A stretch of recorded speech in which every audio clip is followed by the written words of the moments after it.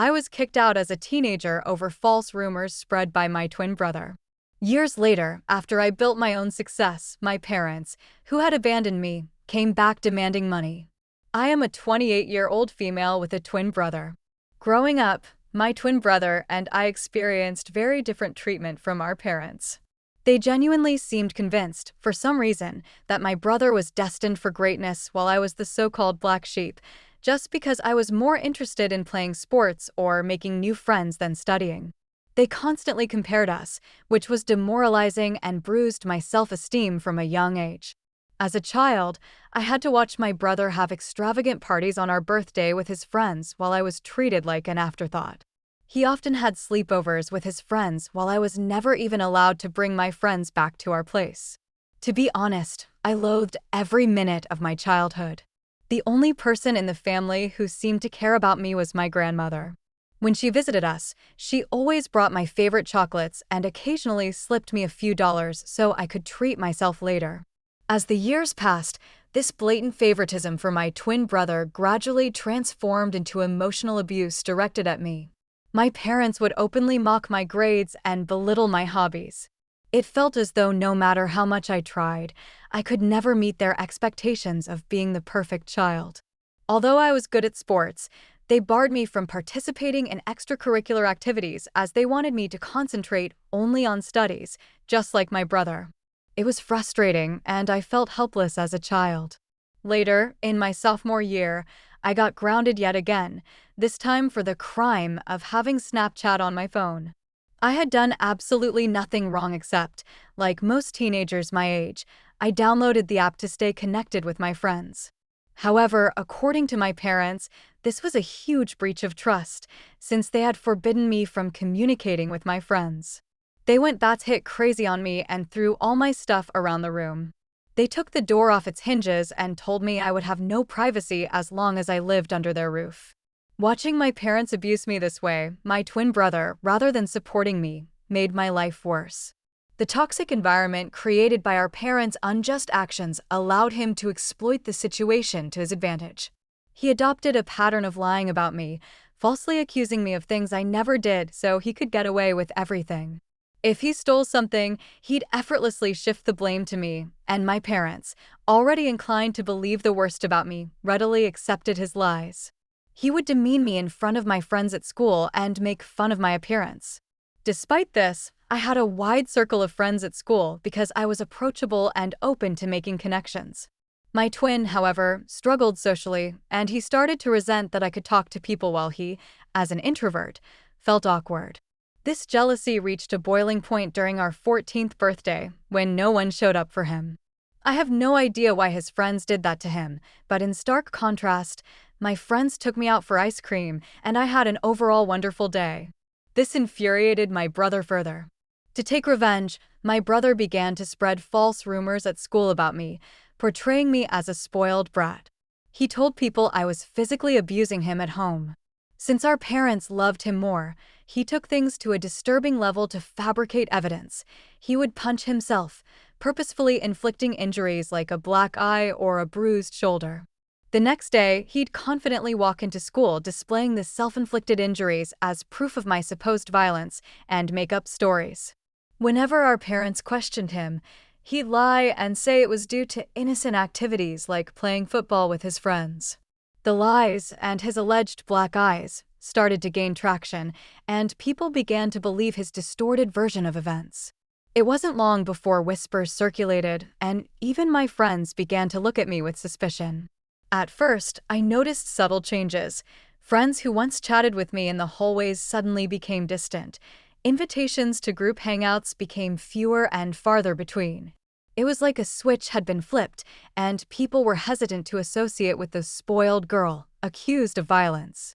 One day I mustered the courage to ask my ex-best friend why things had changed between us. She opened up about how my twin brother had been spreading rumors about me. She revealed the detailed lies he had told everyone, accusing me of things I had never done.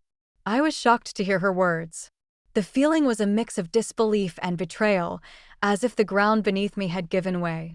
My brother, someone I grew up with, was spreading lies about me, accusing me of things I would never even dream of doing. The betrayal cut deep, leaving me with a knot in my stomach and a heavy heart. I confronted my brother the day after school, but he chose to ignore me. I begged him to stop lying, but he smirked and told me I deserved to rot alone. I was at a loss for words because his lies and behavior were starting to scare me. I wanted to talk to my parents, but I was afraid they would believe my brother over me. The isolation stung, especially because I had always been open to making friends. It felt like my brother's jealousy-fueled lies were tearing down the connections I had built over the years. Teachers, too, began to catch wind of the rumors. It was a surreal experience, as if I were living in a parallel reality where my true self was overshadowed by the malicious stories spun by my own twin. The lies grew beyond mere teenage gossip. They were now shaping how people truly perceived me. The nasty rumor quickly reached my principal's ears, and then my worst nightmare came true. The principal immediately called me and my brother into his office, as well as our parents, so we could discuss the alleged rumors.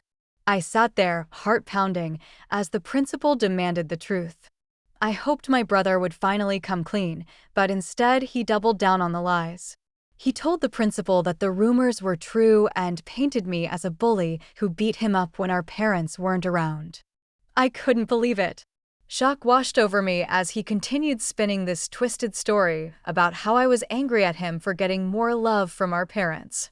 It was all a bunch of lies, but he stuck to his story like glue.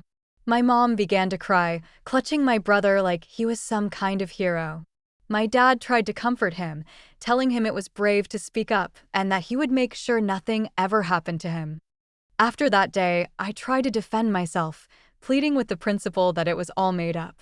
I felt like I was drowning in a sea of accusations, desperately trying to swim to the surface, but my brother kept at it, insisting I was an angry, violent person taking out my frustrations on him every day. My mother's tears kept coming as she held onto my brother, giving me accusing looks. It was like fighting against a wall of belief in my brother's made-up story. The principal reprimanded me strongly, saying the school didn't tolerate bullying and that these were grounds for suspension. I pleaded with him not to suspend me, but he shook his head. He couldn't just let it slide. I begged through tears, insisting I hadn't done anything to my brother, but he firmly told me I would be suspended for 10 days so others would see an example to never bully anyone. It hit me hard, and I cried even more, practically begging him to reconsider. My parents, angry and embarrassed, dragged me out of the principal's office. I didn't want to leave. I wanted to plead my case and make them understand, but they were having none of it. We left the school, my heart heavy with frustration and humiliation. When we got home, things took a drastic turn. My dad started packing up my stuff out of the blue. I was shocked, confused, and had no idea what was happening. My mom asked him what he was doing, but he shouted that he couldn't let me live in the same house as my brother anymore. I was crying, practically on my knees, pleading with my brother to tell them the truth, but he stayed cold, unmoved by my emotions. My dad continued packing my things and then threw the suitcase into the foyer.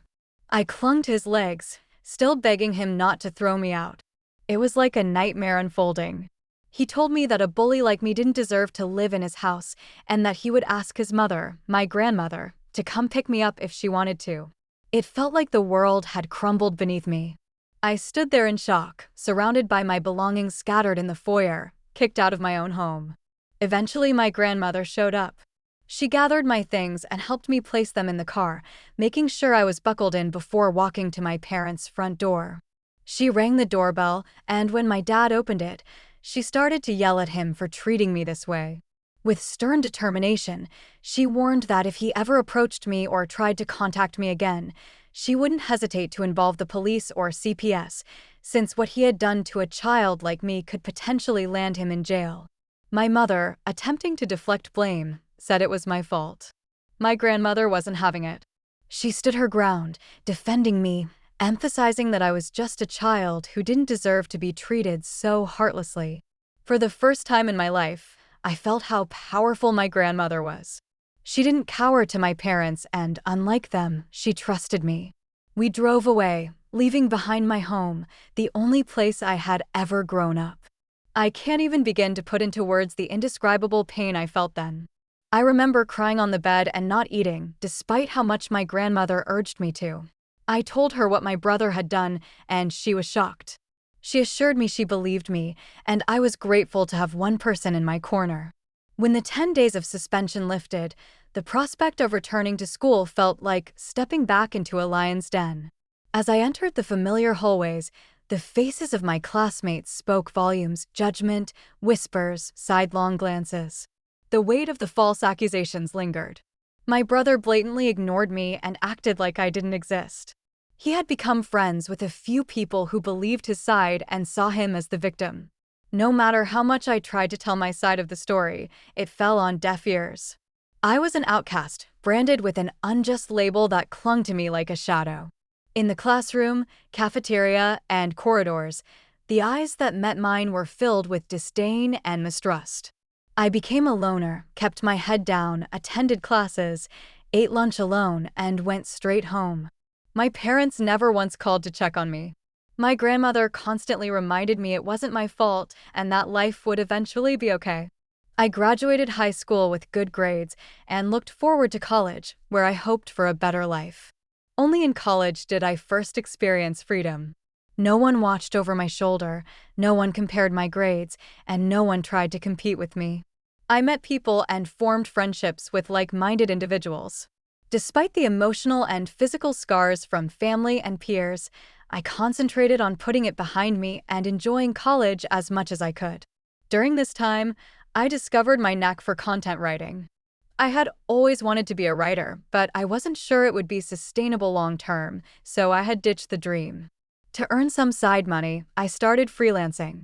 I signed up on various platforms and secured jobs from prominent clients, slowly building a portfolio. Throughout college, I maintained this side hustle and never asked my parents for a penny. When I graduated, instead of getting a corporate job, I realized I could pursue content writing full-time. I was doing quite well, thanks to multiple clients and long-term relationships that brought me onto new projects. Having a legitimate freelancing career made me financially independent and allowed me to travel as a digital nomad.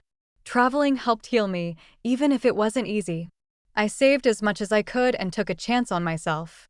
I've seen so much of the world and still have so much left to see. The only person I considered family through all this was my grandmother, whom I adore. She was sad when I moved out, but she understood I needed to be independent. Despite my hectic schedule, I made it a point to be there for her whenever I could.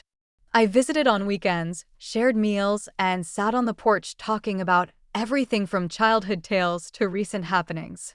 I'd dedicate afternoons to helping with chores or accompanying her to the park. Recently, I finished one of the most important projects of my career. I can't mention the brand, but I wrote blogs and product descriptions for them. After the project, I asked the team to leave positive reviews on my website, and they were happy to do so. I took screenshots of some reviews to post on Instagram, knowing this was a huge deal. As expected, other content writers reached out to congratulate me and even reposted my story to spread the word. I started getting messages from strangers who needed help with their websites. My relatives noticed, and some reached out to congratulate me. Eventually, I was contacted by my college principal, who invited me to give a seminar about building a career as a content writer. I was nervous. I don't do well with public speaking, but I took the chance and agreed. Standing before eager faces, sharing my experiences and insights, I felt like life had come full circle. I spoke about the struggles I faced and how I worked hard to sustain myself despite the hard days. It was fulfilling to empower others and contribute to the writers' community. Some clips went viral on Facebook groups. It felt good to be recognized for my hard work. Last week, I was invited to speak on a local news channel about content writing. I was nervous but excited.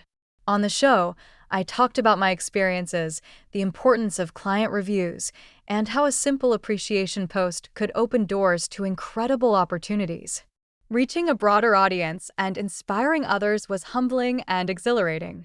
When it aired, I shared clips on Instagram too. That's how my relatives and cousins learned how well I was doing.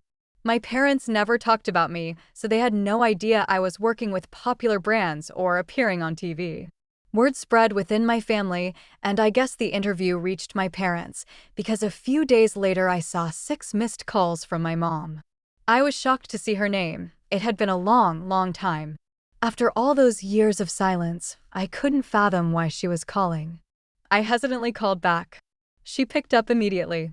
I asked if everything was okay, and my mom started to congratulate me. My dad, probably sitting right there, jumped in too. They asked about my life and well-being. I answered without much thought until they began to ask how much I was earning. I told them it was none of their business.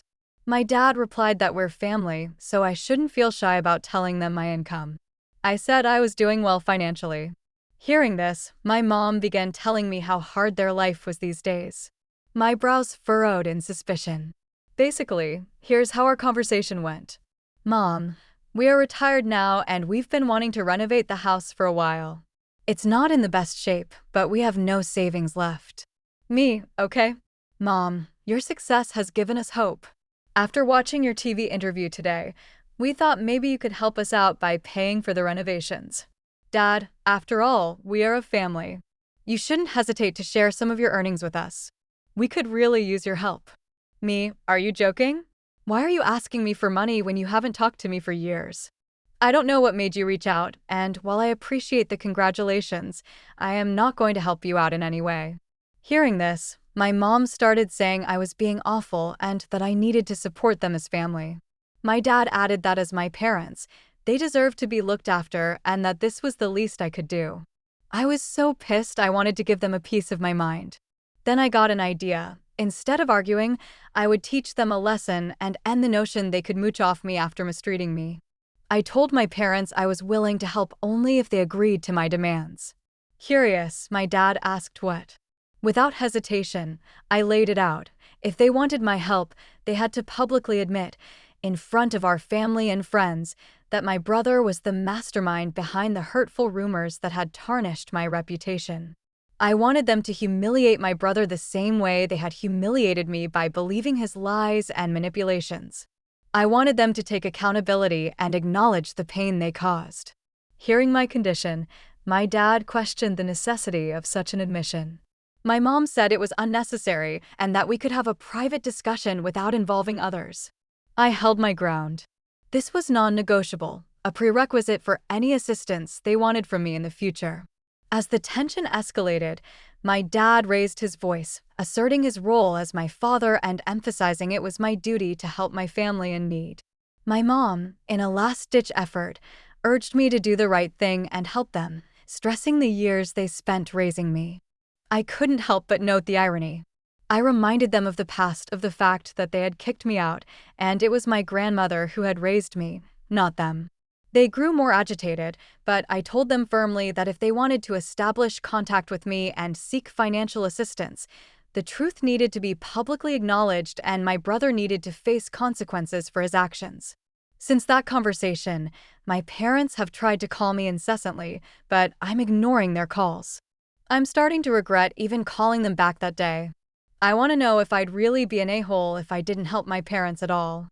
Update 1. It's been a whirlwind of a week since I last shared my story, and the support and encouragement I've been receiving has been overwhelming. It's heartening to know I'm not alone. I'm glad most people agree I should not engage with my parents or consider helping them after what they put me through. The reason I even gave them such a condition was because I knew it was pretty much impossible for them to do it.